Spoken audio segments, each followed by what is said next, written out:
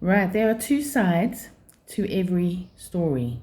And when I say two sides, it's actually multiple sides to every story. A story is created by other influences, many other influences, not only the people telling the story, other people that gave their input, and who knows who interjected or what actually happened. When I'm talking about stories, I'm talking about any scenario, okay, any situation that actually happens. When people share stories and they isolate incidents, if you are that shallow and you believe only the part being told, and everybody goes, oh, that is absolutely horrible, or wow, that is absolutely great, what a wonderful story, da da da da da, you're so brilliant, and all of this stuff, you know. And these stories, there are many scenarios. I'm just kind of giving my example as I share this right now in front of the camera.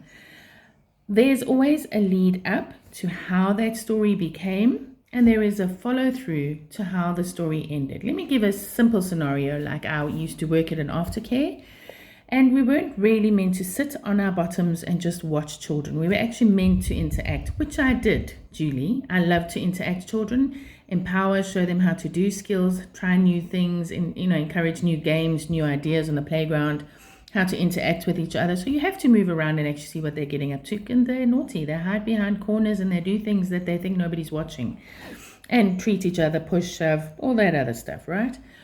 And the minute you sit your bottom down just to have a rest because your legs are tired, the principal or your boss walks from behind and says, why are you sitting down?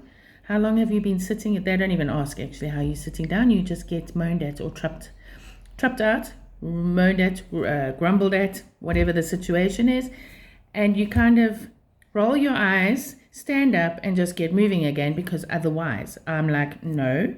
I've actually, literally, I would many times say that I just sat down. Check, I feel in trouble just for telling and sharing the story, because everybody stumbles when the boss comes around the corner and catches you out doing what you're not supposed to be doing. But you are allowed to sit down. Having worked all these hours on your feet, you need to give your feet a rest. You need to breathe. And you're entitled to have a rest, right? But the lead up to me sitting down, they didn't see. The follow on after I'd had my rest and I carried on doing what I was supposed to do, they didn't see. So the compliments then don't come either. So that's just a mini scenario from the playground, being a teacher, supervising situations. Any other story that actually happens in life is the same. What led up to that compliment or the argument or the fight? What happened before that scenario? What happened after it happened? What after what was said? How did something get said because of what came at you? How did a person react to you because of how you reacted back to them? You're part of the story in a tell-on. Many people, children are the best example, but adults do it as well. When you're telling a story and you're going like, oh, you won't believe, lolly, so-and-so said this, did this, and all of this. And the people that are listening to the story forget or don't think or don't consider oftentimes to question, but how did you get to that point? How did it leave that point? How did it end? Where did it go to from there? There are so many more situations and instances that happen before an incident happens or comments get made or said. Also, what other people are thinking and feeling. What is a person feeling in a moment? And I think I have mentioned this in any of my previous videos, is that a person's got life happening. They've got busy minds. Some people overthinking things. Their minds don't quiet. The voices just keep going on. The scenarios just keep playing out. And when, situations come at you like an argument, or somebody says, where's this in the house somewhere?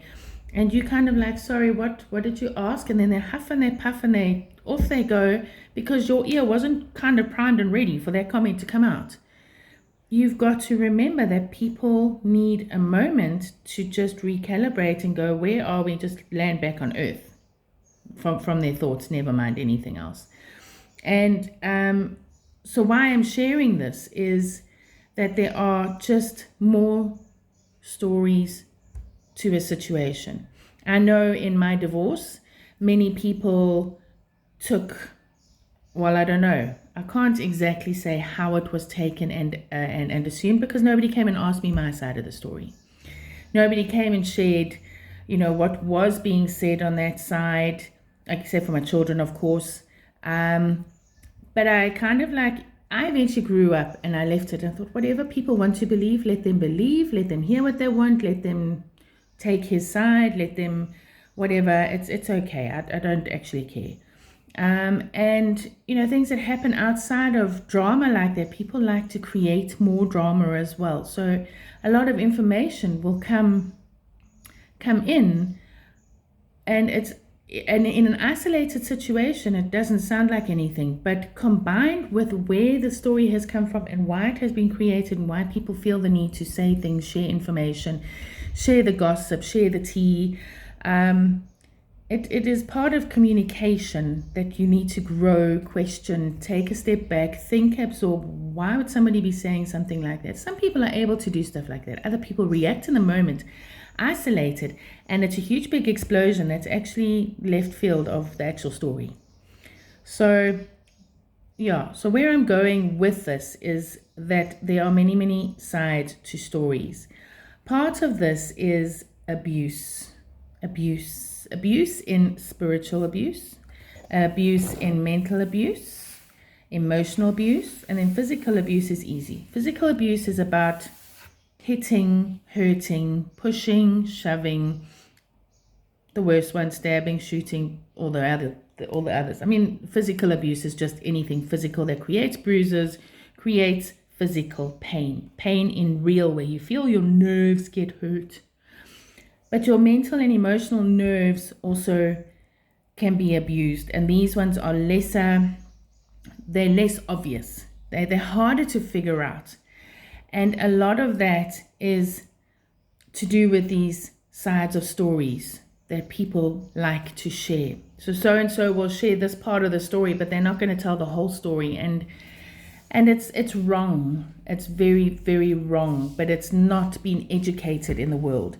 Gossip, tea, having things to say and share to other people where you feel you've got the power is a huge thing out in the world. And that's where power plays come into it as well.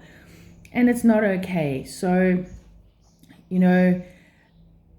when a story gets created, you need to ask the question, what was done to create the story and what happened as a result? I've put it down on my phone because it's a big one that's played on my mind. It's worked in my life. It operates these days. Isolated stories have a lead up to and that follow on through. They're not just that story. And this is where blurring the lines can become a very dangerous game in communication and human interaction. And blurring the lines it's also not okay, but not many people know how to unblur the lines. Everyone feels hurt or jaded in a moment, and it's like, well, I've done so much for you. How can you turn around and say that to me?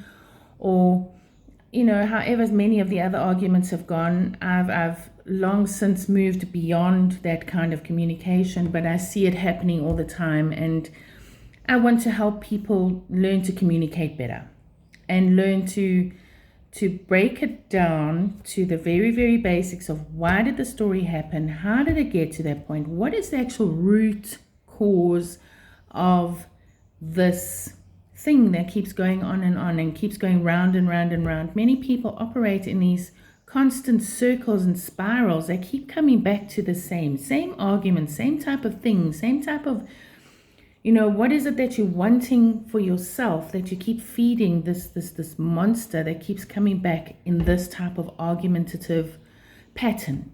And every argument has a pattern. And you'll actually find in social circles, conversations have certain patterns, and they're the same conversations all the time. So you need to work out, are you tired of stuff like that? Do you want to move forward and break the cycles of the constant churning of nonsense, the abusive talk, the emotional abuse, the mental abuse, the spiritual abuse even? Spiritual abuse is a little bit different, but it all comes down to abuse. If it is wrong and it's not working, it's churning round and round all the time, and it becomes cycles of similar patterns the whole time, we need to break them. You need to break things to be able to move forward. So you can create a spiral that will still come around and test you, but the spiral, instead of going around in a circle that closes, it's a spiral that moves. So you will be tested to see that you've actually got the lesson, that you've got the understanding of what you've been shown, taught, heard, what worries you, what bothers you, and moving through what used to bother you to hearing things that it doesn't bother you anymore. All these little stories are about everybody's stories coming into the process of 2 sides, 3 sides, multi-sides of a story. But you need to find these patterns and learn to break it, and learn to stop blaming. So blaming is a topic I'm going to speak in the next video.